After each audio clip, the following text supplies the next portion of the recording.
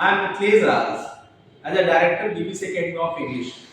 आप सभी कैसे हैं? आज मैं आप लोगों के सामने एक to be auxiliary helping verb के बारे में डिस्कस करता हूं। और टू बी ऑक्सिलरी जो हेल्पिंग वर्ब है वो आपके सामने मैंने बोर्ड में पहले से मेंशन कर रखा है, जिसमें लिखने में क्या होता है कि समय ज्यादा जाता है और अपन को समझना ज्यादा है, तो इसीलिए हम कोशिश करते हैं कि उसको पहले से मेंशन कर दें या बोर्ड में कंप्लीट कर दिया जाए।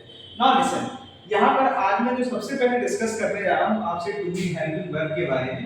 टू बी हेल्पिंग वर्ब, यहाँ पर टू बी का मतलब होना होता है, जो किसी न किसी पर्सन प्लेस थिंग के होने के लिए बताया गया है, स्पेशली प्राइमरी ऑब्जेक्ट के साथ, ठीक है ना, एक्शन के साथ नहीं होता है। और इस टू बी हेल्पिंग वर्ब में जो सबसे पहले जो प्रेजेंट, फिर सेकंड पास्ट और future, it means to be helping verb को स्पेशली तीन टेंस में डिवाइड करके पढ़ाया जाता है, प्रेजेंट, पास्ट, फ्यूचर। प्रेजेंट में आप गौर से देखिएगा, यहाँ पर इज एम आर का प्रयोग किया गया है और इसी इज एम आर का पास्ट वाज वर होता है। कई बार स्टूडेंट गलती करते हैं कि सर इज का पास्ट क्या होता है, एम का पास्ट क्या होता है, आर का पास्ट क्या होता है। ध्यान रखिएगा, इज का पास्ट हमेशा वाज होता है, एम का पास्ट वाज होता है और आर का पास्ट वर होता है, राइट। जब हम फ्यूचर की ओर जाते हैं तो स्पेशली हमें विल बी और शैल बी का यूज किया जाता है। इट मींस इसको बहुत ही शॉर्ट वे में ऐसे पढ़िएगा, is am are was were will be shall be, okay, is am are present, was were past और will be shall be future, right। लेकिन इसी टू बी हेल्पिंग वर्ब को हमें यहाँ पर सिंगुलर, प्लूरल और कॉमन में बांट देना है। अब सिंगुलर, प्लूरल, कॉमन ये क्या होता है, तो उसको बहुत अच्छे से देखिएगा। सिंगुलर मींस जो सिर्फ और सिर्फ सिंगुलर नाउन के लिए, सिंगुलर प्रोनाउन के लिए या सिंगुलर किसी भी डेनेटिंग कंजंक्शंस के लिए आदि के लिए इसका प्रयोग किया जाता है, ओके। और यहाँ पर देखिएगा सिंगुलर जो टू बी होता है वो सिर्फ और सिर्फ इज लिया जाता है, राइट, और इज का पास्ट हमेशा वाज लिया जाता है, ओके। ये हमेशा सिंगल के लिए प्रेजेंट किया गया है, ध्यान रखिएगा, मैं अभी आपसे पूछूंगा भी। और नेक्स्ट जो लगा हुआ है प्लूरल, प्लूरल में इज का जो प्लूरल होता है वो आर होता है और आर का जो पास्ट वर होता है। सामने बोर्ड में लिखिएगा, स्पेशली यहाँ पे लिखा आर और वर। ये प्लूरल नाउन के लिए, प्लूरल प्रोनाउन के लिए और जो भी प्लूरल, जो भी इंडिकेशन कंजंक्शंस है उनके साथ यूज किया जाता है, ओके।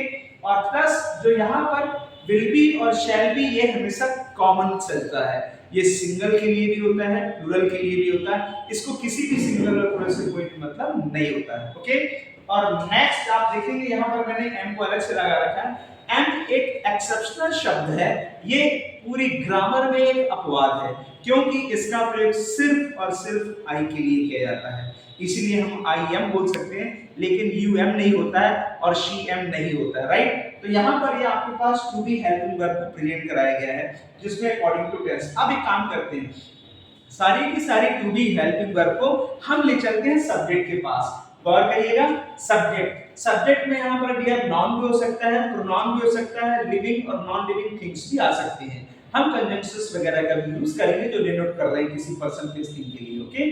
अब यहाँ पे देखिएगा, सब्जेक्ट में मैंने सबसे पहले सिंगुलर का यूज किया है। सिंगुलर में यहाँ पे लिखा ही, शी, इट, नेम और नाउन, दिस दैट। थोड़ी देर के अपन यहाँ पर देखना चाहते हैं।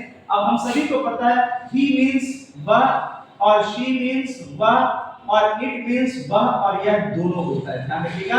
और दिस मींस यह और दैट मींस वह और देयर मींस यहाँ पर लगा हुआ वहां और हियर मींस यहाँ इनकम यूज कर रहे हैं। अब इन सिंगुलर जितने भी सब्जेक्ट्स हैं इनके साथ हमेशा हम सिंगुलर वर्ब प्रेजेंट में इज का प्रयोग करेंगे और इज का जैसे ही पास्ट आएंगे तो हम वाज का प्रयोग करेंगे और फ्यूचर में जाएंगे तो विल बी और शैल बी का भी प्रयोग होता है। लेकिन शैल बी का प्रयोग करने के लिए हमें इसको एम्फैटिक बनाना पड़ता है, ये किसी चीज को दबाव दे करके बोलता है। एक थोड़ा सा वर्ड में आपसे डिस्कस करूंगा, अकॉर्डिंगली ध्यान दीजिएगा। इज मींस यहाँ पर है कहा गया है और वाज मींस था और थी लिखा गया है और वर का मतलब यहाँ और विल बी यहाँ पे लिखा है होगा या होगी। लेकिन शैल बी आने पर हम यहाँ पर यूज करेंगे अवश्य या जरूर, अवश्य या जरूर, होगा या होगी आदि के लिए प्रेजेंट होगा, राइट। हम नेक्स्ट डे पे हम एक एग्जांपल इसमें देके दिखाते हैं। ही इज अ प्लेयर, वह एक खिलाड़ी है, ही वाज अ प्लेयर, वह एक खिलाड़ी था और he will be a player, वह एक खिलाड़ी होगा और ही शैल बी अ प्लेयर, वह एक खिलाड़ी अवश्य होगा, यहाँ पर वर्ड लगा हुआ, राइट। नेक्स्ट हम वहां पर प्लूरल के साथ जाते हैं। जैसे ही आप प्लूरल कॉलम में जाएंगे तो आप गौर से देखिएगा, सबसे पहले यहाँ पर आई को काउंट किया गया है। आई भी एक एक्सेप्शनल सब्जेक्ट के रूप में आता है, जो प्रोनाउन है यहाँ पर, और आई के साथ एम का प्रयोग किया गया है। और एम का पास्ट कई क्वेश्चन से पूछो कि सर आई तो प्लूरल में आता है तो वर का प्रयोग किया जाता है, नहीं, आई जब भी पास्ट में जाता है तो हमेशा सिंगल काउंट होता है। तो आई के साथ हम यहाँ पर वाज का प्रयोग करेंगे। इसीलिए यदि मैंने कहा आई वाज सिंगर तो पास्ट क्या होगा, I was a singer, right. हम फ्यूचर क्या बनाएंगे, आई शैल बी अ सिंगर। गौर से देखिएगा, तो आई के साथ एम लगा है, वाज लगा है, शैल भी, लेकिन हम विल भी कभी प्रयोग करते हैं। मॉडर्न इंग्लिश में शैल का कम यूज होता है, विल का ज्यादा यूज होता है। नेक्स्ट यहाँ पर we, you, they, names, nouns, these, those और देयर और हियर का प्रयोग किया गया है, राइट। इनके साथ हमें स्पेशल यूज किया गया है आर का, जैसे we are, you are, they are, girls are, boys are, these are, those are, right. और आर का जो पास्ट होता है यहाँ पर क्या दिया है, वर दिया हुआ है। हमने आपसे कहा दीज आर माय फ्रेंड्स या you are my friend, you are a good singer, फिर मैंने कहा you were a good singer, मतलब तुम बहुत अच्छे गायक हो, बहुत अच्छे गायक थे। जैसे आप फ्यूचर में जाओगे तो आर तो प्रेजेंट हो गया, वर पास्ट हो गया, फ्यूचर में क्या करेंगे, हम विल बी का प्रयोग करेंगे और हम शैल बी का भी प्रयोग कर सकते हैं। एक सेंटेंस देखिएगा, यदि मैंने कहा, यहाँ पर चेक करिएगा हमें किस तरीके के वाक्य लेना। ध्यान रखिएगा यहाँ पर देयर और हियर दोनों जगह लगा है, सिंगल और प्लूरल में भी। देयर और हियर हमेशा नाउन के अकॉर्डिंग चलता है, देयर और हियर के अकॉर्डिंग हेल्पिंग वर्ब्स कभी काम नहीं करती हैं। एक सेंटेंस देखिएगा, मैंने कहा देयर इज अ बुक, वहां एक किताब है। अब मान लीजिए किताबें 2 या 3 या 4 हो जाएंगी तो मैं क्या कहूंगा, देयर आर 20 बुक्स, वहां 20 किताबें हैं। मतलब देयर में हमने इसका भी प्रयोग किया है और आर का भी प्रयोग किया है, राइट। इसी तरीके से अपन यहाँ भी देख सकते हैं, मैंने कहा here is a beautiful room, यहाँ एक सुंदर सा कमरा है। फिर मैंने कहा here are 2 beautiful rooms, यहाँ 2 सुंदर से कमरे हैं। इसमें आपने देखा here के साथ is भी लगा है और are भी लग रहा है, क्योंकि हमारे नाउन पे डिपेंड होती है ये ऑक्सिलरीज to be जो चलती है here और there के साथ। यहाँ पर देखिएगा and this is a good story, यह एक अच्छी कहानी है, और that was a good story, वह अच्छी कहानी थी, या that is a good story, वह अच्छी कहानी है, या that will be a good story, वह अच्छी कहानी होगी। यहाँ पर देखेंगे ये लिखा हुआ है एंड दोज आर बॉयज, वे लड़के हैं, या दोज वर बॉयज, वे लड़के थे, और दोज विल बी बॉयज, वे लड़के होंगे। यहाँ पे लिखा है कि you are in the class today, आज तुम कक्षा में हो, और you were in the class before 1 hour, तुम 1 घंटे पहले कक्षा में थे, और you will be in the class tomorrow, कल आप कक्षा में होंगे, और you shall be in the class tomorrow, कल आप कक्षा में अवश्य होंगे, राइट। यहाँ पर लिखा है शी इज, यहाँ पे सेंटेंस आ रहा है she is a good player, वो बहुत अच्छी खिलाड़ी है, and she was a good player, वो बहुत अच्छी खिलाड़ी थी। She will be a good player, वो एक बहुत अच्छी खिलाड़ी होगी, और she shall be a good player, वो बहुत अच्छी खिलाड़ी होगी। लेकिन कभी-कभी क्या होता है, यहाँ पर इज, वाज, विल बी और शैल बी के स्थान पर एक फाइनल बहुत प्यारी सी चीज बताना चाहूंगा आप सभी को, जहां पर हम वर का प्रयोग सभी के साथ करेंगे, जिसको हम कंडीशन इन पास्ट का यूज करते हैं, बट उसके क्या कंडीशन में नेक्स्ट सेंटेंस भी होता है, उसका मैं अभी यूज नहीं करके दूंगा आपको। यहाँ पर एक सेंटेंस में लिखने जा रहा हूँ, आप सभी देखिएगा। यहाँ पे लिखा है, मैंने इफ का यूज किया है, और यहाँ पर मैंने कोई भी सब्जेक्ट नहीं रखा है, लेकिन मैं यहाँ पर वर का प्रयोग कर रहा हूँ, राइट। ध्यान रखिएगा, ये पास्ट की कंडीशन में गया है, इसमें कोई भी सब्जेक्ट आएगा हमें सिर्फ और सिर्फ वर का प्रयोग किया जाता है। जितने सारे हैं सब में आप वर का प्रयोग करोगे। मैं एक एग्जांपल सुना रहा हूँ, if I were a player, यदि मैं खिलाड़ी होता, मतलब मैं खिलाड़ी नहीं था।